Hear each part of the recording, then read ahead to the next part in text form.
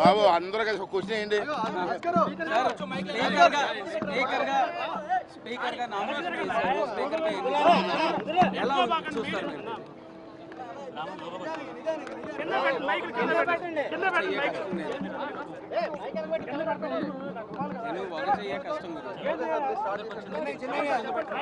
మాట్లాడడానికి మేము మనుషులు కదా, మాట్లాడి తీసుకుని అందరూ ఒకసారి నువ్వు ఒకసారి నువ్వు ఒకసారి మీరు మాట్లాడండి సార్, మీరు మాట్లాడండి.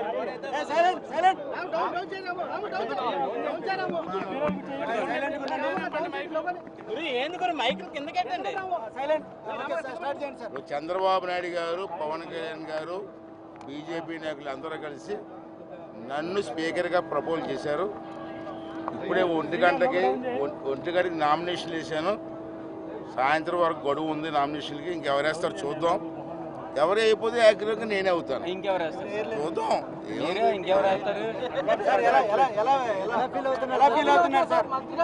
చాలా హ్యాపీగా ఫీల్ అవుతున్నాను. ఎందుకంటే 83 నుంచి నేను రాజకీయాలు ఉన్న 42 సంవత్సరాలు పెట్టున్నాను. 5 సార్లు మంత్రిగా పనిచేశాను, ఒకసారి ఎంపీగా పనిచేశాను. ఇది నాకు కొత్తగా ఆఖరు దశలో స్పీకర్ పోస్ట్ వచ్చింది, గౌరవమైన పోస్టు. ఆ గౌరవమైన పోస్టుకి ఏ భంగం కలగకుండా నేను కూడా గౌరవంగా ఉంటాను. అనుభవం వేరు, అది అనుభవిస్తే చెప్పలేము.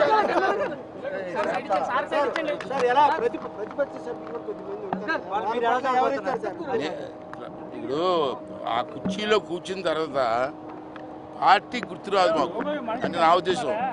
అంచేత ఎవరు మాట్లాడినా ప్రతిపక్ష సభ్యులు అన్నారు. ప్రతిపక్ష హోదా ఉందా? ప్రతిపక్ష సభ్యులు అంటే ప్రతిపక్ష హోదా ఉందా? లేదు కదా. అయినప్పటికీ కూడా గౌరవిస్తాను. ఎవరైనా సభ్యులు మాట్లాడతారంటే విపులంగా మాట్లాడతాను, అది అవకాశం ఇస్తాను. అవసరమైతే వాళ్ళకి ట్రైనింగ్ కూడా ఇస్తాను. రాష్ట్ర ప్రజలంతా కూడా మీ యాస ప్రాస కోసం ఎదురు చూస్తూ ఉన్నారు. ఎలా ఉన్నారు? యాస భాష ప్రాస కాదు, ఇక్కడ ప్రజలకి అర్థమయ్యే విధంగా సభ్యులందరికీ కూడా మాట్లాడే అవకాశం ఇచ్చి ప్రజల తాలూకు ఆలోచనల్ని అసెంబ్లీలో ప్రతిబింబించి, ఇప్పుడు ఈవేళ నేను చెప్తాను, ఒక విషయం చెప్తున్నాను. ఈవేళ ప్రజలు మాకు ఇచ్చేది పదవి కాదు, బాధ్యత. ఆ బాధ్యతని మేము నెరవేరుస్తాం, దాంట్లో అనుమానం లేదు. ఓకే.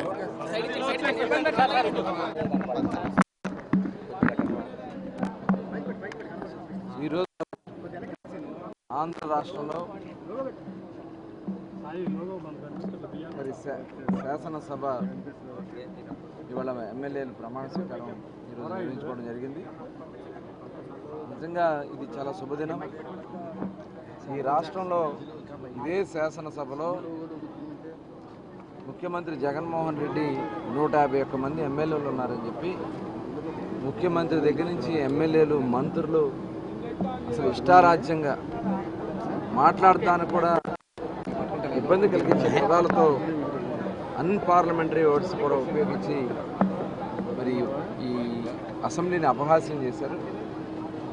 మరి దాదాపు ప్రతి ఒక్కరు కూడా, మంత్రులు అయితే బూతులే మాట్లాడారు సాక్షాత్తు అసెంబ్లీలో.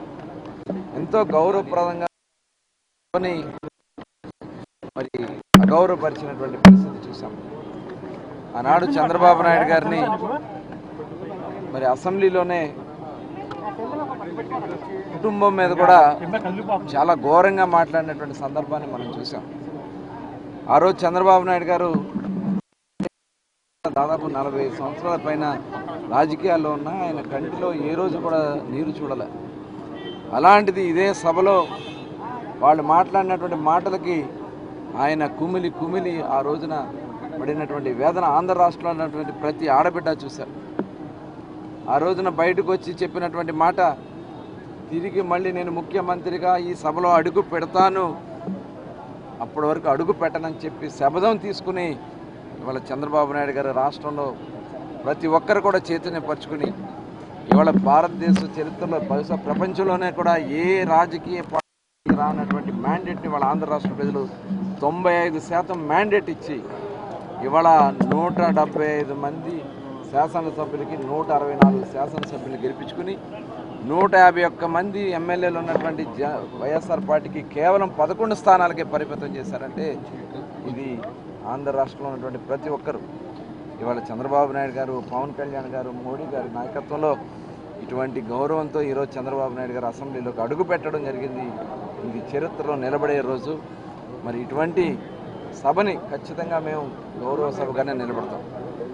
వైఎస్ఆర్ పార్టీ లాగా బూతులు కానీ అన్పార్లమెంటరీ వర్డ్స్ కానీ ఎక్కడా కూడా కూడా ప్రజల సమస్యల మీదే చర్చలు జరుగుతాయి, పారదర్శకంగా చర్చలు జరుగుతాయి. తప్పకుండా ఈ రాష్ట్రాన్ని కాపాడుకోవాలి, నిలబెట్టుకోవాలి. ఆ కార్యక్రమాలన్నీ కూడా ఈ సభని ఒక గౌరవప్రదంగా నిలబెడతామని కూడా తెలియజేస్తాం. Okay sir. కొడాలి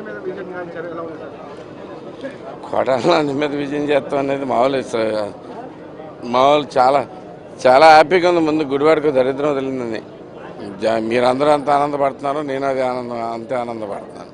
దానికి కారణం అయినందుకు ఇంకా సంతోషంగా ఉంది అంతే. చంద్రబాబు గారి మీద కొన్ని కామెంట్ చేశారు కొడాలని గారు.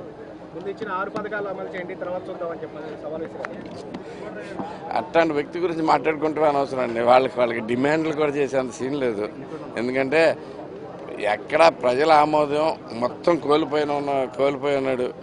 ఏ ఒక్కరో అంటే ఎంత దారుణం అంటే గుడివాడలో టౌన్లో అయితే కనుక ఒక వార్డు కూడా వెళ్ళలేని పరిస్థితి.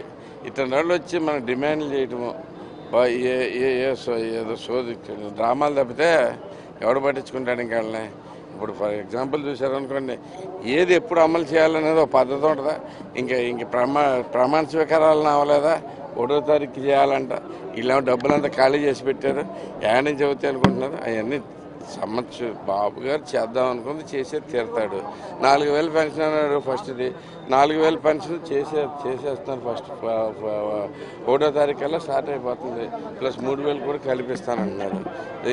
అంటే ప్రతిదీ మనం చేసుకుంటూ వస్తూ ఉన్నాం. గతంలో రాష్ట్రం అంతా కొడాలని కానీ గుడివాడ కొడాలని చూశారు. ఇప్పుడు మీరు ఏదైతే రాము గారు ఎన్నికల రాము కొడాలని ఓడించిన తీరుడు అన్నట్టు మీకు ఐడెంటిటీ వచ్చిందా?